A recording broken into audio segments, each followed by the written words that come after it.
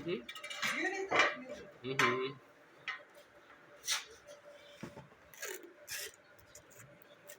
देखेंगे ना भी टायर किमें लगती है, पता चलेगा की ख्याल है। मैं फिर वीडियो बना ली, मेरी बना लानी पै जाती टायर।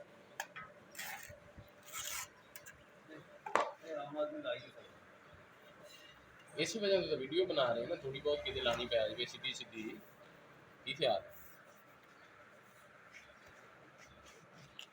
गल तेरी भी सच्ची आंदा कितने लगनी है मेरी जगह